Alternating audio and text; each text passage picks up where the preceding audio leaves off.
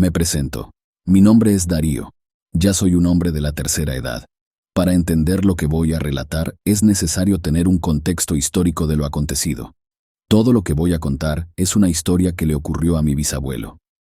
Él estuvo en la peculiar situación de participar en la Revolución y en las dos guerras cristeras que sucedieron en México. Estuvo sosteniendo un arma de fuego desde 1915, cuando tenía 13 años, hasta 1938, casi a sus 40 años. Las dos guerras cristeras están catalogadas erróneamente como guerras civiles, o al menos la primera no lo fue, ya que en el primer conflicto estuvo involucrada mucha gente, los gringos. Estas guerras se dieron luego de que el expresidente Plutarco Elías Calles impusiera una ley cuyo fin era controlar y limitar cualquier manifestación del culto católico. Esa ley fue el desenlace de una serie de tendencias antirreligiosas que vieron la luz por primera vez con Porfirio Díaz y que se replicaron durante décadas.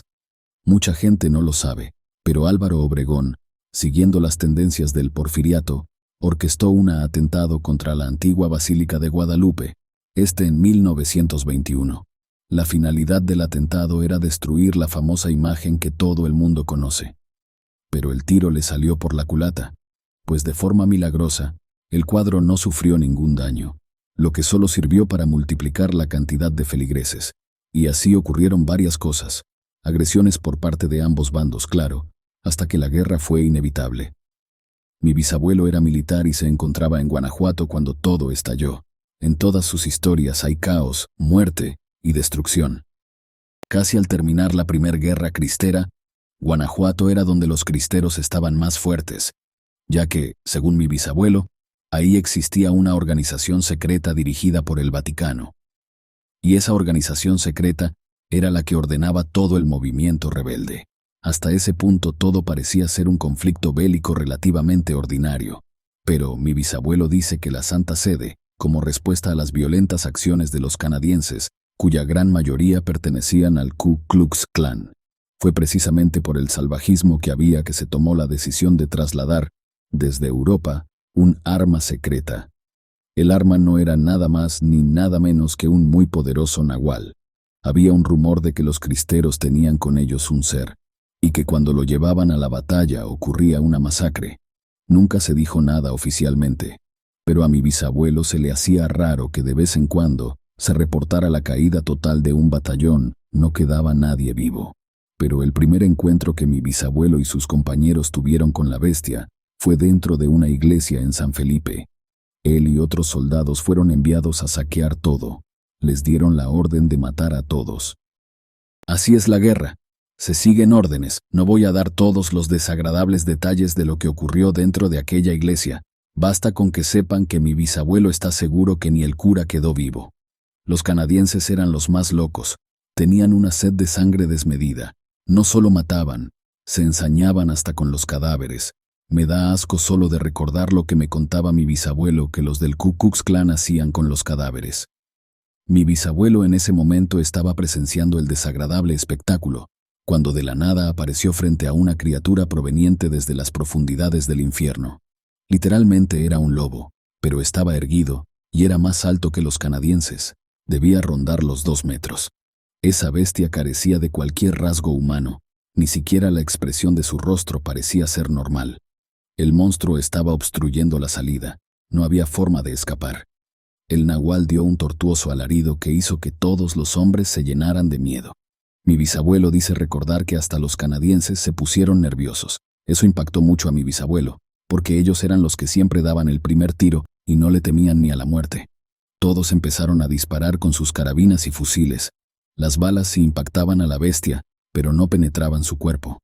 Mi bisabuelo dice que los proyectiles hacían un sonido extraño al momento de cruzarse con la piel del monstruo, que sonaba como si le dispararas a un montón de rocas en la tierra. El nahual observaba a todos con odio. Les enseñaba sus babeantes colmillos mientras avanzaba muy lentamente hacia ellos. Entonces se abalanzó sobre el general, asesinándolo con sus garras. Sangre y pedazos de carne mancharon el uniforme de mi bisabuelo. Eso lo dejó petrificado de la impresión. Sintió como si el tiempo se ralentizara. Veía a sus compañeros hacer cosas, pero él no podía moverse. Algunos le siguieron disparando al monstruo. 2 hombres corrieron a refugiarse a la sacristía, y uno intentó sacarle la vuelta al nahual para salir de la iglesia. La bestia se dio cuenta de que uno quería salir. Entonces se puso en 4 patas, agarró impulso y dio un salto muy grande. Cayó sobre el hombre que ya casi estaba en las puertas. Murió aplastado. El crujir de todos sus huesos hizo que mi bisabuelo reaccionara. Seguía muy nervioso y no pudo sujetar su arma larga. No tuvo el valor de enfrentar aquella cosa. Y mejor corrió hacia la sacristía al igual que los otros 2. El resto se quedó a enfrentar al nahual. En menos de 3 minutos dejaron de escucharse disparos. Pero la iglesia no se quedó en silencio. Había pasos. Se escuchaba el sonido del metal de las armas, como si las estuvieran pateando por el suelo. Se escuchaba a un animal comer. El sonido era el que hace un animal cuando despega la carne de los huesos. Mi bisabuelo y los otros 2 se quedaron encerrados en la sacristía, arrinconados y llenos de miedo.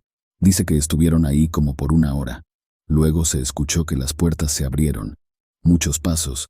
Una persona empezó a rezar muy fuerte. No era español, tampoco inglés ni francés.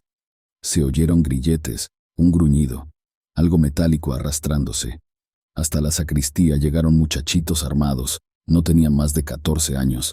A golpes se llevaron a mi bisabuelo y a los otros 2. De los que se quedaron a pelear contra el nahual, ninguno logró sobrevivir. Aquello había sido una tremenda carnicería sin cuartel.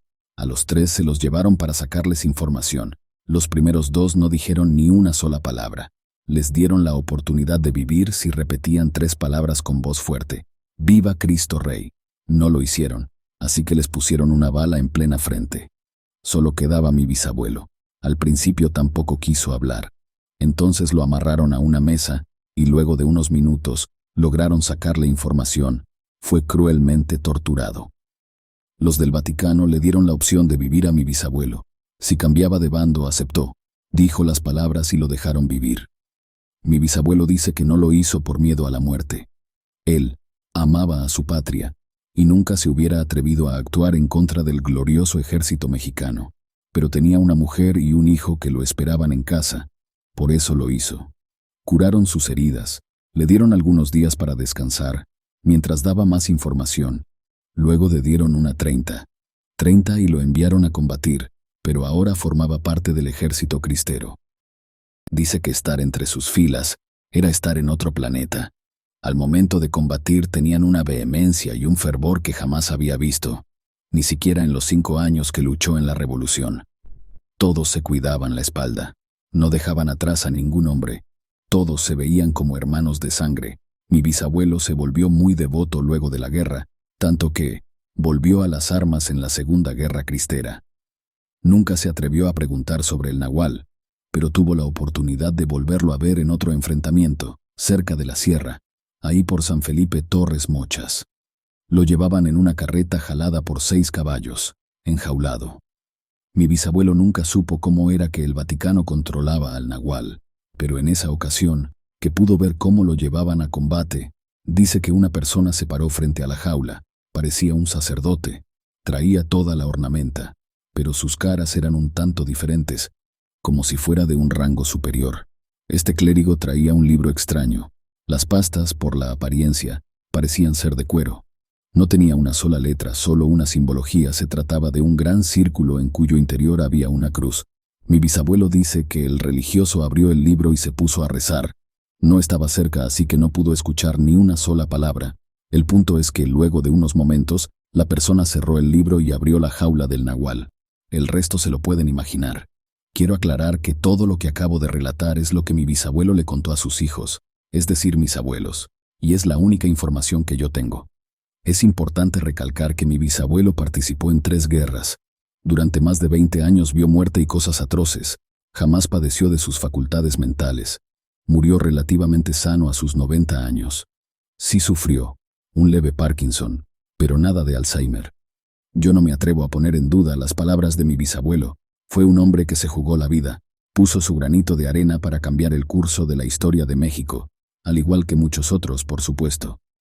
Aún así existe la posibilidad que todo el asunto del nahual sea el fruto de un trauma, o que se tratara de otra cosa que mi bisabuelo no alcanzaba a comprender, y buscó darle una explicación basado en su lógica, Nunca lo sabremos. Relato escrito y adaptado por Ramiro Contreras.